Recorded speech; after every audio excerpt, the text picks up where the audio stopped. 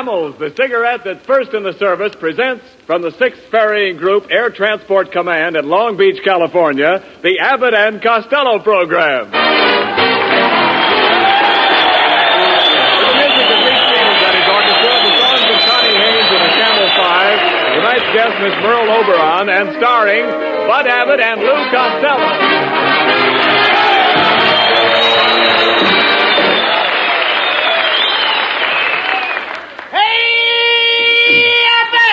Oh, come on. What's the matter with you, Costello? Hey, Abbott, I want to ask you a very personal question. What is it? Do you think I'm fat? Well, I'd say you were on the plump side. Why do you ask? Well, I was over by one of those big hangars. I was standing next to a blimp.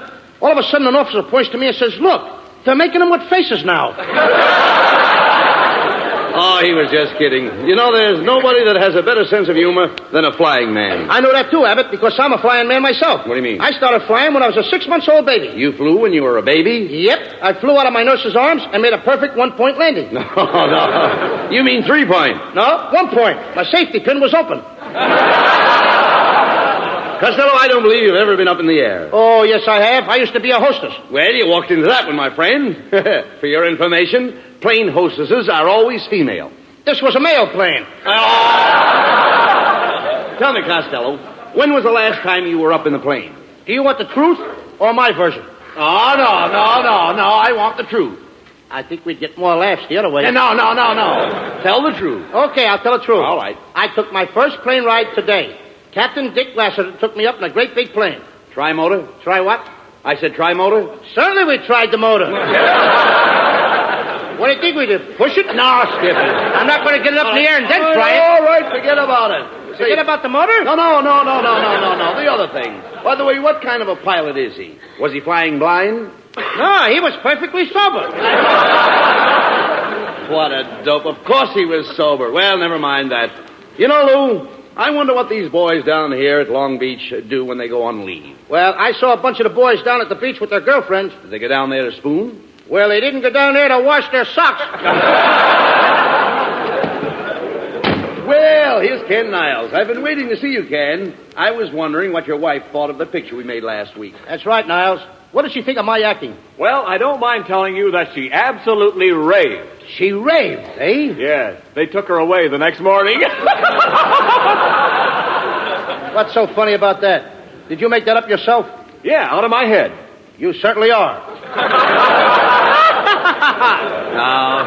I hate that guy. Well, I know you do, but quit arguing, Costello. I want to hear more about the picture. Did you read any reviews, Ken? Yeah, sure. The Druggist Weekly gave the picture 4 aspirins. See what happens, don't you? He's got the band framed up. Certainly he's got the band framed. That wasn't a funny line. There was nothing funny about that, brother. Oh, can you imagine that? Listen, Ken, I read all the reviews. And even Mrs. Roosevelt mentioned our picture in her column. What did she say? She said, "My day was ruined." That's the one line I don't know why they got it in. Wait a minute, look. Lou, didn't we get any compliments at all? Oh, sure. We got one cheer that I remember. Where from? The Bronx. The Bronx? You know, in Hitler's face without music. Oh, yeah. Well, maybe we should give up the idea of producing our own pictures, Don't you be silly. No. Perfume Pictures Incorporated is here to stay. And I'm ready to start another picture right now. Push the button for my secretary. Okay. Hey. What's the idea of a horn for a buzzer? She used to be a waitress in a drive-in. Oh. Hello, boss. I'm sorry I was late this morning. Are you doing anything tonight? Why, no, not a thing. Then try and get here on time tomorrow morning. Fine secretary. How did you get a job here? I used to be in pictures. I played in the way of Old Flesh. What part did you play? One of the meatballs. Everybody gets laughs but me. All right.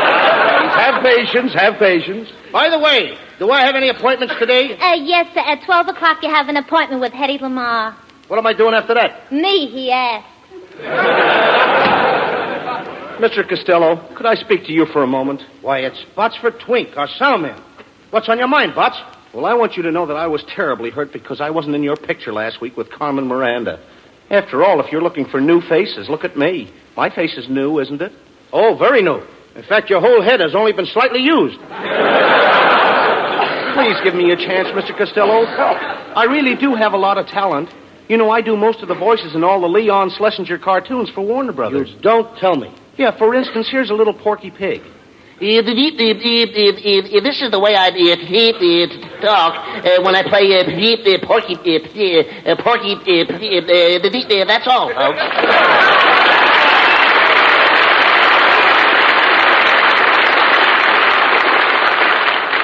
I'll play Porky for you for $1,000. What are you talking about? Warner Brothers don't pay you that. I know, but pork has gone up. What else do you do, Botsford? Oh, did you ever hear Bugs Bunny? I have a carrot here, so I'll give you a little sample. What's up, Doc?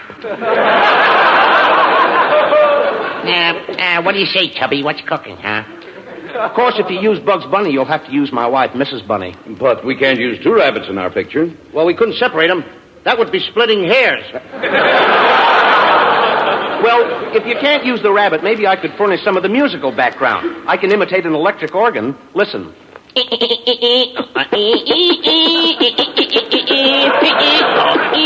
It's clever, ain't he?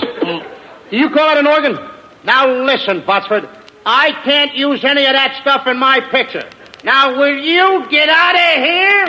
Now look what you did. No. Now look what you did. Now look what you did. Every time you yell at me, I get the hiccups. Well, when you yell at me, he gets that. Why do you yell? How did I know? Did I know that when I talk loud, he gets the hiccups? Costello. Did I know that? Well, don't yell at him. Do something for the poor Botsford, fellow. please, Botsford. I said, talk nice to him. Botsford, I'm talking low and easy. Now, take it easy. No more hiccups. That brings him out of it. That brings him out of it. Does it? I didn't know that. All right, take it easy. How do you feel? Better now. Oh, you do? I feel fine. Oh, am I glad of that, Abbott. Now, let's get back to this picture. But, Mr. Costello, are you sure you can't use the organ? Botsford, how many times do I have to tell you that I don't... Please. Please, not in him again, didn't you? You see what I told you? I know what I'm doing. Get him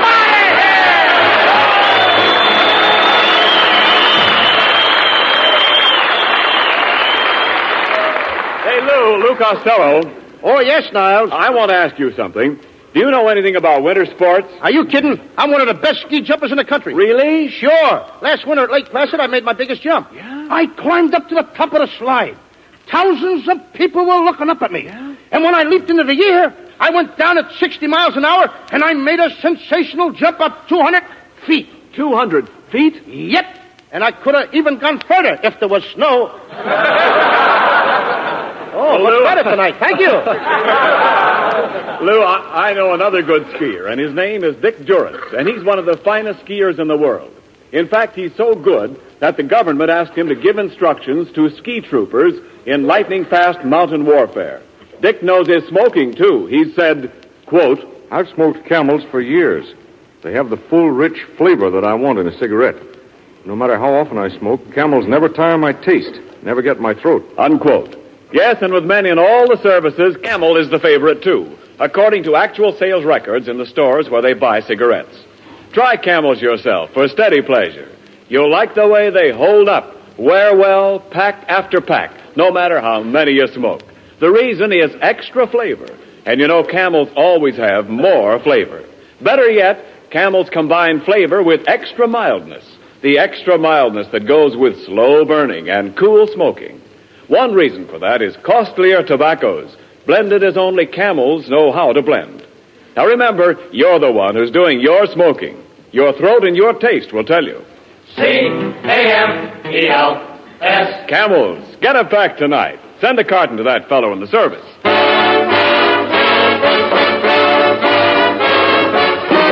Meet Stevens, the orchestra, and the Camel 5 with a new treatment for an old tune by the light of the silvery moon.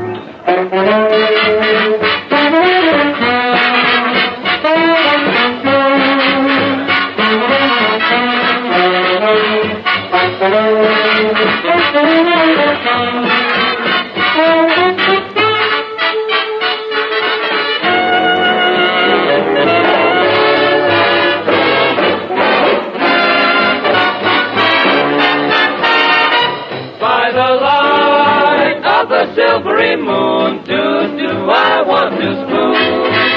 To my honey I'll croon love's tune. Honeymoon, keep shining in June. Your silvery beams will bring love's dreams. We'll be cuddling soon by the silvery moon.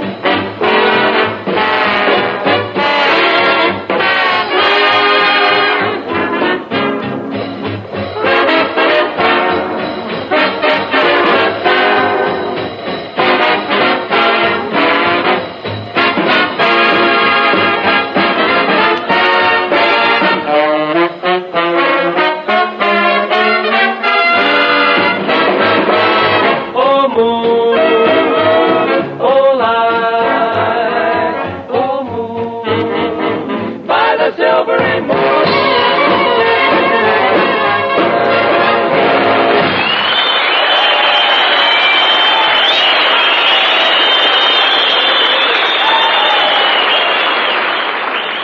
Costello, we can't hold up production on your new picture any longer. Now, we've got to get a leading lady. How about giving that secretary of yours a chance? She has blue eyes and blonde hair. And a Supreme Court figure. What do you mean, a Supreme Court figure? A Supreme Court figure? Well, what do you No mean? appeals. Oh!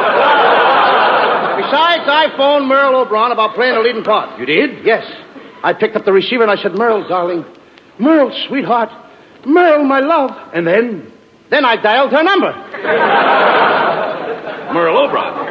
Merle Oberon would be swell in our picture. You know, and I sent for a new fashion designer. What is this that just popped in here? What happened? Well, now, wait a minute. I sent for a new fashion designer. Is that it? Now he's in. Come in. Good evening, gentlemen. I'm your new fashion designer. Pierre, you Pierre. To my friends, I'm P.U. You said it, brother. Hey, get a load of that guy's hair. He's a male Veronica Lake. Pierre, this is Lou Costello. Oh, how do you do, Mr. Costello? Thank you, sir. You are just the man I'm looking at. I've not seen you in a long distance. Get the way his hair hangs over his face. Pardon me, Pierre. Was your mother ever scared by a sheepdog? Oh, come on. Leave the man alone. We've got to get him to design Miss Oberon's clothes.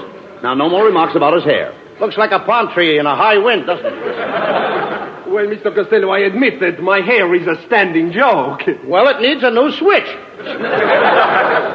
I don't know what's wrong there. Keep quiet. We must have Miss Oberon's wardrobe designed before she gets here. Pierre, would you mind telling us some of your ideas on women's clothes? Oh, not at all. You know, the main thing is color harmony. Color harmony? What's that? Well, it's very simple, Mr. Costello. For instance, if you were carrying a pink bag, you would not wear a green dress, would you? Oh, gracious, no! I wouldn't dare! Why, I'd be the laughing stock of my sewing circle. All right, come on, never mind. What kind of line is that to give me a big man? Forget it. Skip those things. Come here, Pierre. Now, with a shortage of materials, how about something plain for Miss Oberon to wear? We'll call it a defense dress. How about that? How about making it out of barbed wire? That isn't defense. It ain't exactly an invitation. Go ahead, Pierre. Suggest a dress for Merle Oberon. Something that she can wear in our picture. Well, being a brunette, I would suggest that I make Miss Oberon a gown of apple green with a peach skirt, lemon trimmings, plum ruffles, an orange belt, and a tangerine scarf. Huh? That ain't a dress. That's a fruit salad. Nevertheless, that sounds fine. Now, what about Merle's hat? Well, the hat should be very simple but very smart. Do you think the boys in camp here would like Miss Oberon in a hat that has 3 roses and a ribbon on the side? Huh? No, they'd rather have 4 roses with a chaser on the side. Now, get out of here and I'll design the clothes myself. Oh, Costello, you can't design clothes. Is that so? I just invented a ladies' leg paint that takes the place of stockings. It even covers the knees. It disguises the knees? You said it. You can hardly recognize the old joints. Well, we let Merle Oberon design her own clothes for the picture. What do you say? Yes, and I'm just the girl who can do it. Now listen, kid, you keep out of this. Look who it is. It's Merle Oberon.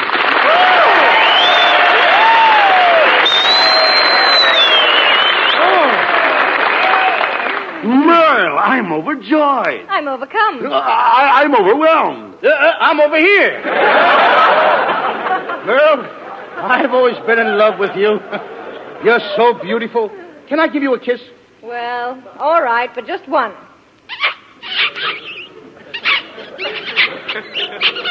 Lou, where did you learn to kiss like that? I used to be a bugler in the Boy Scouts. Now, look, if you folks don't mind, we'll go over the script of the picture that you are going to play tonight. It's a story of the knights of old. Merle, you play a beautiful princess. And you wear a hoop skirt. A hoop skirt? Yeah, a hoop skirt. That's a parachute with legs. Costello plays the part of a knight. He's in love with you. I thought nights were tall. Well, kid, on account of daylight saving time, the nights are getting shorter. As the first scene opens, Merle, You're in the palace, awaiting the arrival of your lover. You are playing the organ. Organ like this? Botsford, didn't I tell you that you couldn't be in this picture? I started it again. Don't shout at him. Oh, I'm sorry. I'm sorry. All right, I'm sorry. I'm talking nice and easy. Relax. Take it easy. All right, Botsford. Shout at him in a moment. I'm talking nice. How easy can I talk? I'm okay. I'm sorry, Botsford. Very sorry. I'm okay now, Mr. Costello. Oh, I'm glad you are. Now keep out of the picture. You did it again. Don't yell at me. Botsford, I'm sorry. Will you please put a gag in his mouth? Put a gag in his mouth. Yes. If I had a gag, I'd tell it myself. Come on, let's get back to this story. Costello, as a knight, your costume is a suit of armor. That's right, Lou. You wear an iron coat, an iron vest, and iron trousers. In fact, you wear a whole iron suit. Where do I get it pressed? At Lockheed? Now, your suit may become rusty, so you better keep yourself well oiled. I'd have to be oiled to make love to you in an iron suit. Merle, you walk out on the balcony. Yes, and I sneak right up to it. But how'd you get across the moat? I caught the guard with his bridges down. Then we have the big scene where Costello serenades you with a song of love. And, Lou, I will drop a flower on you. In a mad moment of love? No, in a pot. Now, Merle, you signal that the coast is clear. And Costello, you climb the balcony. You reach Merle's side. You're panting from the long climb in that suit of armor. Yes, that's it. You gaze into her eyes. Remember, this is your big chance. Never mind, no more pants. Panting. Never mind that. There's emotion in your voice. As you stand there in your iron suit, what do you say to her? Hey, kid, have you got a can opener?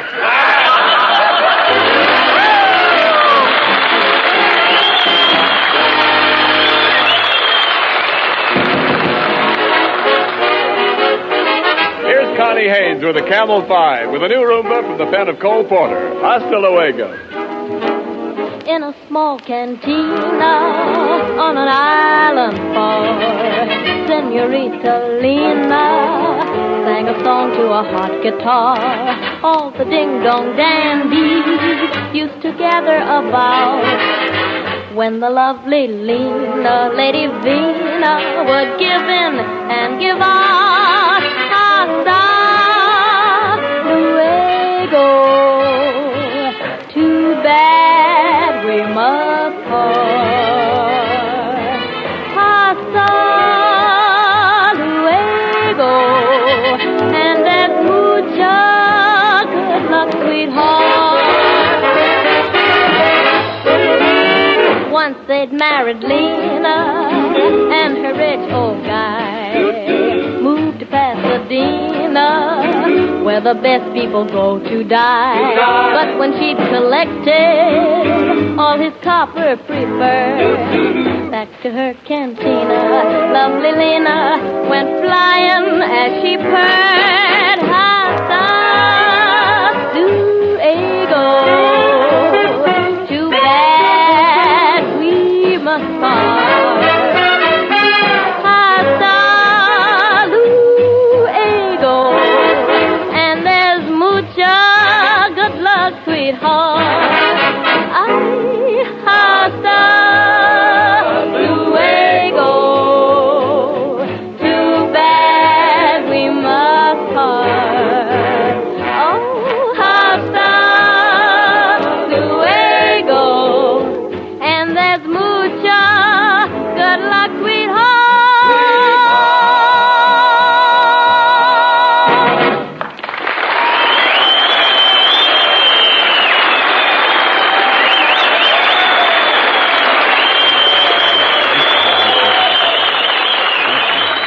And now, ladies and gentlemen, Perfume Pictures Incorporated presents the great costume drama entitled The Brave Knight Cut Off the Dragon's Tail, or The Dragon Isn't Waggin' Anymore. The beautiful Princess Guinevere is played by Merle Oberon. Lou Costello is the brave knight Sir Porterhouse, and Bud Abbott is his good friend Sir Loin. I play the part of the king. As the scene opens, the princess and I await the arrival of two brave knights in our kingdom. Curtain. Greetings, brave knights. kindly approach the throne?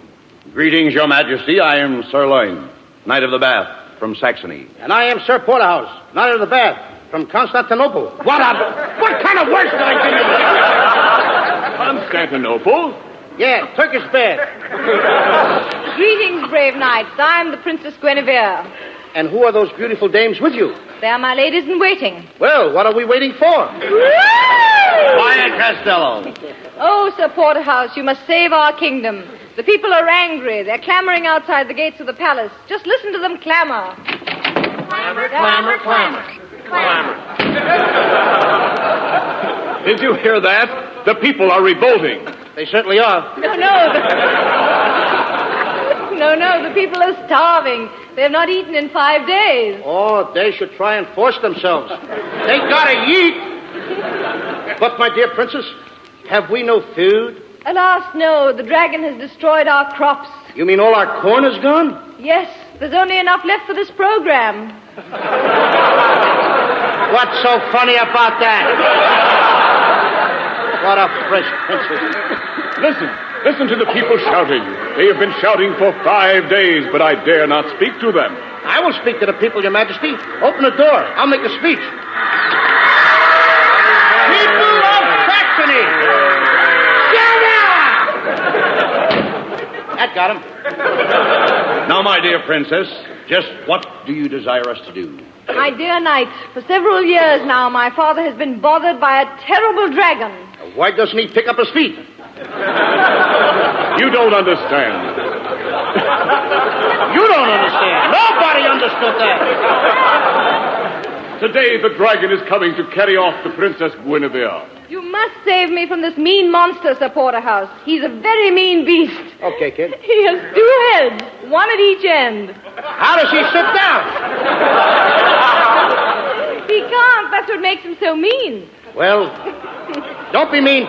Don't worry, princess. All right, I'm allowed one mistake, ain't I?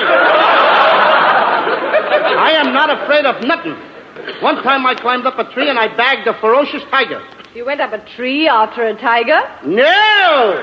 He came up after me!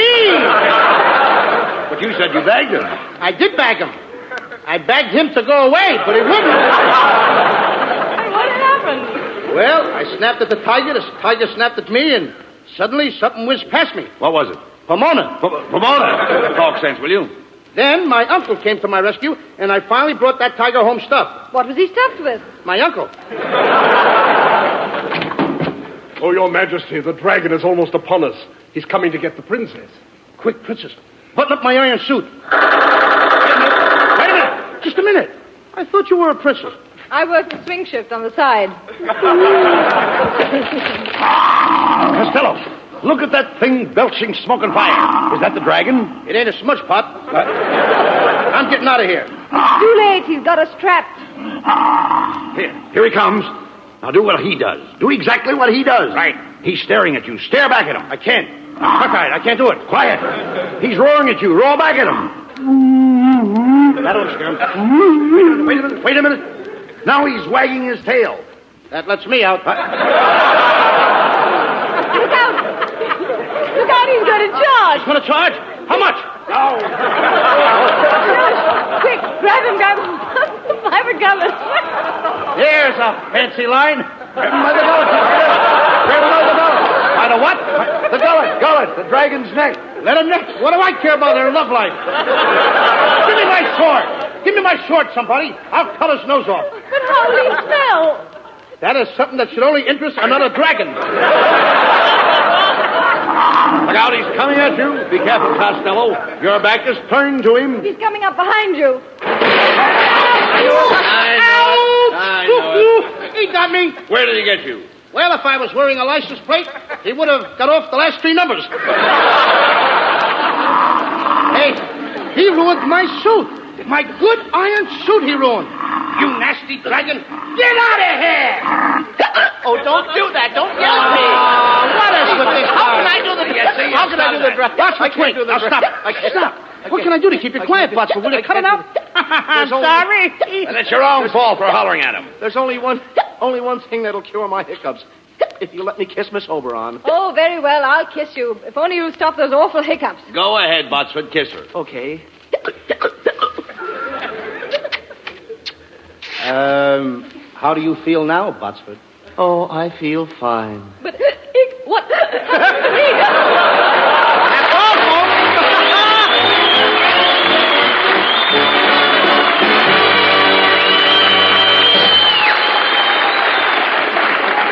Some tunes you whistle for a while and then forget, and others stay with you for years. I think the ones you remember are the ones that have character. I believe that goes for cigarettes, too. We say that Camels have character, and we back that up with the thousands of smokers who have stood by Camels for 20 years and more. We think it's true that more people have smoked Camels longer than any other cigarette.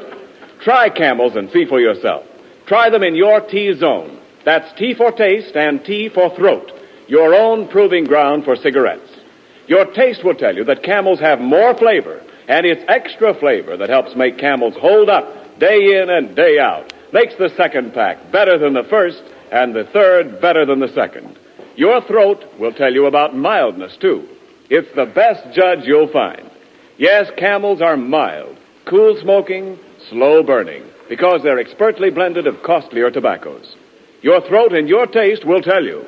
C-A-M-E-L-S. Camels, get a pack tonight. You'll want to buy a carton tomorrow.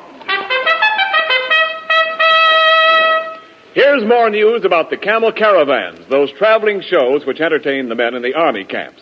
32 performances of the Camel Caravan units will be given to men in the training stations throughout the coming week.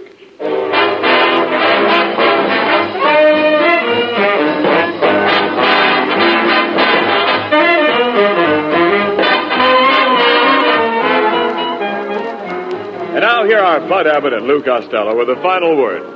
Thanks, Ken. Ladies and gentlemen, it's really been a thrill for Bud and me to do this program from the Ferry and Command Air Base here at Long Beach. And an added thrill to be here with Merle Oberon. Thank you, Lou. I had a wonderful time, and it's been lots of fun. That's right, Merle. And we'd like to extend our sincere thanks to Colonel Ralph Eastbake, Lieutenant Colonel John P. Frame, Jr., and their splendid staff of officers for the opportunity to make this visit. Next week, we'll be back in Hollywood on Thanksgiving Day. In addition to the regular gang, we'll have as our guest Herbert Marshall. And we do hope you'll all join us. Until next Thursday, Bud and I wish you all a very pleasant good night.